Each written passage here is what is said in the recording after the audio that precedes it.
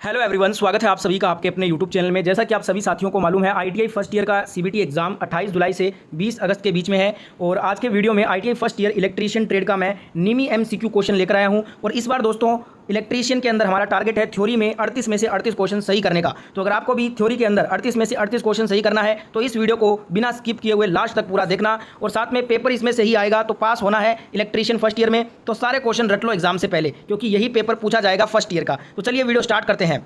तो देखिए दोस्तों, क्वेश्चन पेपर आपके स्क्रीन पे आ गया है। उससे पहले जितने भी प्यारे दोस्त वीडियो देख रहे हो, आपके लिए इतना मेहनत कर रहा हूं, तो सभी प्यारे दोस्त एक बार वीडियो को लाइक कर दो और अपने सभी फर्स्ट ईयर के दोस्तों की मदद करने के लिए इस वीडियो को अपने दोस्तों के साथ में शेयर जरूर करना। अगर आप रोजाना दोस्तों आईटीआई की वीडियो देखना चाहते हैं फर्स्ट ईयर और सेकंड ईयर की सभी ट्रेड की, तो आप इस चैनल को फटाफट से सब्सक्राइब कर लीजिए और पास वाले नोटिफिकेशन को ऑन कर लीजिए। पूरा वीडियो देखना, क्योंकि इस बार इलेक्ट्रीशियन का फर्स्ट ईयर का जो सीबीटी पेपर आएगा वो बिल्कुल यही पेपर आने वाला है। पहला क्वेश्चन क्या कह रहा है, समानांतर परिपथ में R2 का मान याद कीजिए। अब यहाँ पे calculate the value of resistance R2 in the parallel circuit. अब पैरेलल सर्किट दिया है, पैरेलल सर्किट समांतर परिपथ में आपको पता है वोल्टेज का मान सेम रहता है। तो यहाँ पे वोल्टेज 24 वोल्ट है, धारा का मान कितना है 15 एम्पियर है, R1 का मान 8 ओम है, R3 का मान 3 ओम है, R2 का मान याद करना है। जब भी ऐसे न्यूमेरिकल आए ना, सबसे पहले आप यहाँ पे धारा का मान निकाल लीजिए। तो R1 और R3 में धारा का मान निकाल लेता हूँ मैं। तो I बराबर क्या होता है, V बटा में R होता है। V कितना है 24 वोल्ट है, R की वैल्यू कितनी है 8, तो यहाँ पे 8 दिया 24, यानी कि R1 में धारा का मान हो जाएगा 3 एम्पियर। ठीक है, इसके बाद में R3 में धारा का मान निकाल लेते हैं। तो यहाँ पे V बटा R से करेंगे तो 24 वोल्टेज है और R की मान है 3, तो यहाँ पे 3 8 24 8 एम्पियर, यानी कि R1 में हमारा जो धारा का मान है वो 3 एम्पियर आ रहा है और R3 में 8 एम्पियर आ रहा है। ठीक है, अब यहाँ पे टोटल धारा का मान कितना है 15 एम्पियर। तो 8 और 3 कितने होते हैं 11 एम्पियर। तो आपका सिर्फ R1 और R3 में मिलाकर आ रहा है। 15 में से जब माइनस कर दोगे 11, तो कितना एम्पियर बचेगा 4 एम्पियर बचेगा। ये जो 4 एम्पियर है ना, ये किस में प्रवाहित होगी, ये R2 में धारा प्रवाहित होगी। तो यहाँ पे हमारे पास अब R2 हम निकाल सकते हैं, क्योंकि हमारे पास धारा का मान आ गया, वोल्टेज का मान पहले से ही था। तो R2 बराबर R बराबर क्या हो जाएगा, V बटा में I हो जाएगा। ठीक है, R2 की वैल्यू निकाल रहा हूँ, V बटा में I होगा। तो V कितना है, V है दोस्तों 24 वोल्टेज, कितना है 24, और R2 में धारा का मान हमने कितना निकाला था 4 एम्पियर निकाला था। तो यहाँ पे धारा का मान 4 है, तो R बराबर हो जाएगा V बटा I से 4 6 यहाँ पे 24, 6 ओम आएगा। कितना आएगा 6 ओम। सी नंबर ऑप्शन यहाँ पे राइट आंसर हो जाएगा। R2 में प्रतिरोध होगा 6 ओम। ठीक है, देखिए मैं आपको फिर से समझाता हूँ। जब भी आपको ऐसे न्यूमेरिकल दिए हों, आपको बस चीज़ें पता होनी चाहिए। जैसे कि समांतर परिपथ है तो वोल्टेज समांतर परिपथ में सेम होता है, और जो समांतर परिपथ होता है ना, उसमें तो धारा है ना, धारा वो क्या होती है, सभी घटक के अंदर सभी प्रतिरोध में अलग अलग बहती है, पर वोल्टेज सभी जो घटक होते हैं उनमें एक समान बहती है। तो यहाँ पे सबसे पहले हमें R2 में क्या निकालना था, धारा का मान निकालना था। धारा का मान यहाँ पे हमने निकाल लिया। उसके बाद में R बराबर V बटा I से हमने इसमें रेजिस्टेंस वैल्यू भी निकाल लिया। ठीक है, आई होप आपको समझ में आ गया हो। 6 ओम यहाँ पे हमारा राइट आंसर हो जाएगा, ऑप्शन नंबर सी। बढ़ते हैं अगले क्वेश्चन में। अगला क्वेश्चन देखिएगा। क्वेश्चन कह रहा है 1 ओम से 1000 किलो ओम तक मापन हेतु कौन सी विधि का उपयोग होता है। Which method is used for measuring 1 ohm to 100 के ओम रेंज रजिस्टेंस। 1 ओम से 100 के ओम तक मापन हेतु हम जो विधि उपयोग में लाते हैं, उस विधि का नाम है व्हीटस्टोन ब्रिज विधि। व्हीटस्टोन ब्रिज मेथड यूज करते हैं हम। सी नंबर ऑप्शन यहाँ पे राइट हो जाएगा। सारे क्वेश्चन वेरी वेरी इंपॉर्टेंट हैं, और इस बार फर्स्ट ईयर के सीबीटी एग्जाम में यही क्वेश्चन आएगा। तो पूरा वीडियो देखना है, स्किप आप मत कर देना। एक भी क्वेश्चन को स्किप कर दोगे ना, वही क्वेश्चन आ जाएगा, बाद में पछताओगे, इसलिए पूरा वीडियो लास्ट तक देखिएगा। अगला क्वेश्चन है, एल्यूमिनियम चालक की चालकता का मान कितना होता है। What is the value of electrical conductivity of aluminium conductor. Aluminium की चालकता का जो मान होता है वो 35 मोह प्रति एम होता है। तो यहाँ पे right answer option number C हो जाएगा इस क्वेश्चन का। ठीक है, अगला क्वेश्चन देखिएगा दोस्तों। क्वेश्चन कह रहा है केबल की पास की अतिरिक्त धारा सुरक्षा के लिए धारा रेटिंग कारक क्या होगी। What is the current rating factor for close excess current protection of cable.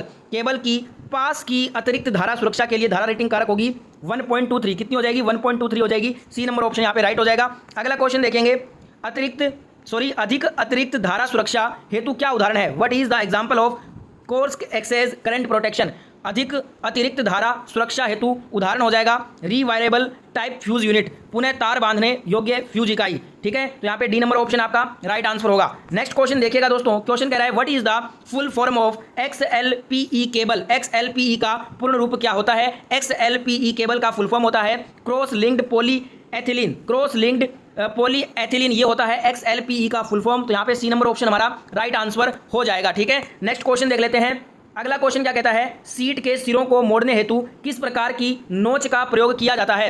Which type of notch is used for bending the edge of the sheet. Sheet के सिरों को मोड़ने हेतु हम दोस्तों सीधा नोच, स्ट्रेट नोच का प्रयोग करते हैं। डी नंबर ऑप्शन आपका राइट हो जाएगा। बिल्कुल इस बार इलेक्ट्रीशियन का जो सीबीटी एग्जाम बन रहा है ना, सीबीटी एग्जाम फर्स्ट ईयर का, वो बिल्कुल यही क्वेश्चन आएगा उसमें। तो सारे क्वेश्चन टोटल 38 इसमें एमसीक्यू क्वेश्चन है। 38 के 38 क्वेश्चन आपको याद करना है, क्योंकि ये क्वेश्चन ही देखने को मिलेगा।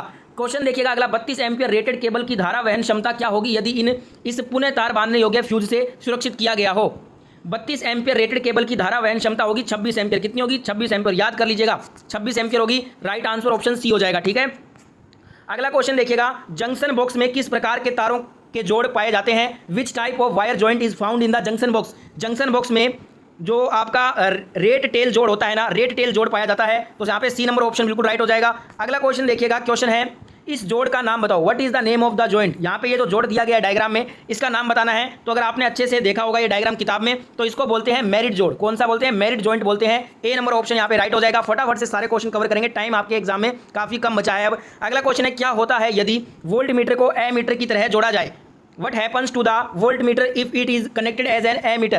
वोल्ट मीटर को अगर एमीटर की तरह जोड़ देंगे ना, तो कम पाठ्यांक देगा, लो रीडिंग बताएगा। वो ए नंबर यहाँ पे ऑप्शन राइट हो जाएगा। देखिए एक चीज़ मैं आपको बता दूं, वोल्ट मीटर को हमेशा समांतर क्रम में जोड़ा जाता है, वहीं एमीटर को हमेशा श्रेणी क्रम में जोड़ा जाता है। ये चीज़ ध्यान रखिएगा। अगला क्वेश्चन देखिएगा, क्वेश्चन है प्रतिरोध का नाम क्या है? What is the name of the register? यहाँ पे ये जो चित्र है ना, इसको देखकर बताना है ये कौन सा प्रतिरोध है। तो अगर आपने किताब में अच्छे से देखा है इस चित्र को, तो आप बता दिए होंगे ये वायर वाउंड रजिस्टर है। कौन सा है? तार बंधे हुए प्रतिरोध, वायर वाउंड रजिस्टर इसको बोलते हैं। बी नंबर ऑप्शन यहाँ पे हमारा राइट आंसर होगा। अगला क्वेश्चन देखिएगा, क्वेश्चन है समांतर परिपथ में जुड़े हुए 50 ओम, 220 ओम, 450 ओम, 560 ओम प्रतिरोधों में से किस प्रतिरोध में सबसे कम धारा बहाव होगा? तो अभी मैंने फर्स्ट क्वेश्चन में ही आपको एक न्यूमेरिकल कराया था, उसमें भी आपने देखा होगा जहां सबसे ज्यादा प्रतिरोध होता है ना, वहीं सबसे कम धारा बहती है। ठीक है, तो सबसे ज्यादा प्रतिरोध का मान 560 ओम है, तो सबसे कम धारा इसी में बहेगी। डी नंबर ऑप्शन राइट हो जाएगा।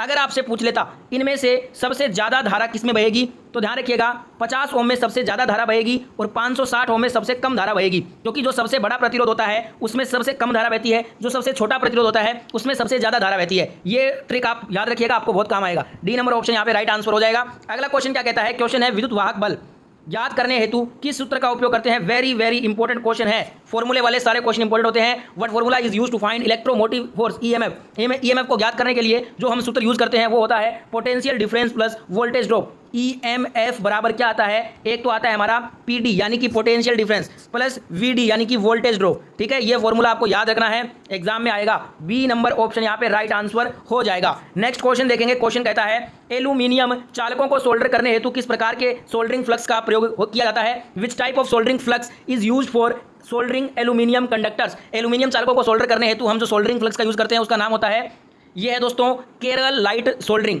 जो केरल लाइट फ्लक्स होता है इसका यूज करते हैं हम एल्यूमिनियम चालकों को सोल्डर करने के लिए। तो राइट आंसर हो जाएगा बी नंबर ऑप्शन। ठीक है, अगला क्वेश्चन देखिएगा।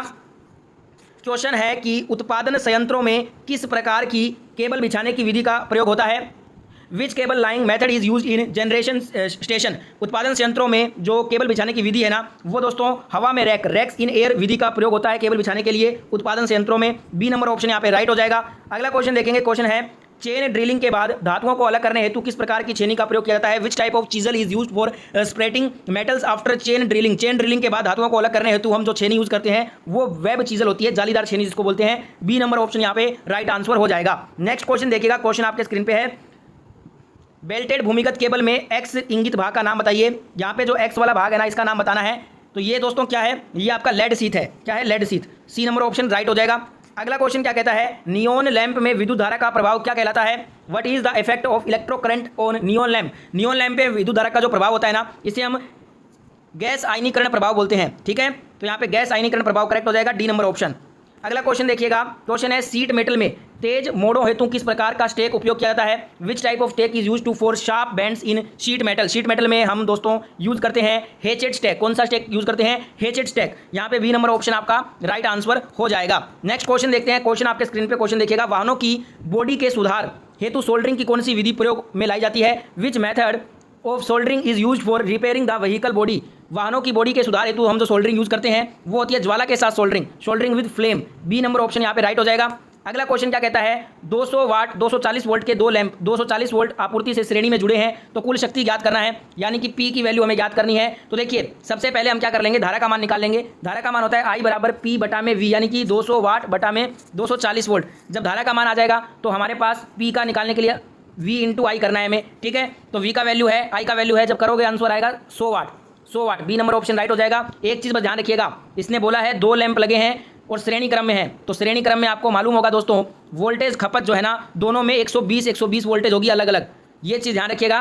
100 वाट आपका आंसर आएगा, बी नंबर ऑप्शन। अगला क्वेश्चन क्या कहता है, क्वेश्चन है चालक के प्रतिरोध के मान में क्या परिवर्तन होता है अगर इसका अनुप्रस्थ काट क्षेत्रफल 2 गुना हो जाता है। देखिए ये क्या हो जाएगा, 2 गुना कम हो जाएगा, क्योंकि जब प्रतिरोध है ना ये चालक के अनुप्रस्थ काट क्षेत्रफल के व्युत्क्रमानुपाती रहता है। यानी कि अगर हम इसका अनुप्रस्थ काट क्षेत्रफल को 2 गुना कर रहे हैं ना, तो ये क्या करेगा, ये 2 गुना कम हो जाएगा इसका प्रतिरोध, ठीक है। तो यहाँ पे 2 गुना कम हो जाएगा, बी नंबर ऑप्शन राइट हो जाएगा। अगला क्वेश्चन क्या कहता है, यदि एक हुए चालक को 7/1.40 से इंगित किया जाता है तो 1.40 क्या दर्शाता है। यहाँ पे जो 7/1.40 है ना, इसमें बोल रहा है ये 1.40 है, ये चालक में क्या दर्शाता है, तो ये क्या दर्शाएगा, ये प्रत्येक चालक का जो डायमीटर ऑफ ईच कंडक्टर है, ये प्रत्येक चालक का क्या होता है, व्यास होता है, डायमीटर ऑफ ईच कंडक्टर इसको बोलते हैं। डी नंबर ऑप्शन यहाँ पे राइट हो जाएगा, ठीक है। 7/1.40 में 1.40 ये डायमीटर है कंडक्टर का। अगला क्वेश्चन, डिप सोल्डरिंग विधि का उपयोग क्या होता है, what is the use of dip soldering method. जो डिप सोल्डरिंग विधि होती है ये पीसीबी में छोटे भागों को सोल्डरिंग करने के लिए काम आती है। Soldering miniature components of PCB में जो छोटे भाग होते हैं उनकी सोल्डरिंग करने के लिए हम डिप सोल्डरिंग यूज करते हैं। तो यहाँ पे सी नंबर ऑप्शन आपका राइट आंसर हो जाएगा, ठीक है। नेक्स्ट क्वेश्चन देखेंगे, क्वेश्चन है 16 एम्पियर केबल की धारा क्षमता क्या है यदि यह अधिक अतिरिक्त धारा सुरक्षा द्वारा संरक्षित है।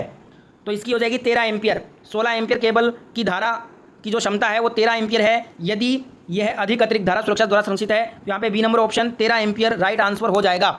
अगला क्वेश्चन देखिएगा, क्वेश्चन कहता है श्रेणी परिपथ का उपयोग, which is the application of series circuit. श्रेणी परिपथ का उपयोग होता है परिपथ में फ्यूज से, ठीक है। ए नंबर ऑप्शन यहाँ पे राइट हो जाएगा, ठीक है। अगला क्वेश्चन देखेंगे, क्वेश्चन कहता है गैल्वेनीकृत लोहे के लिए किस प्रकार के सोल्डरिंग फ्लक्स का उपयोग होता है।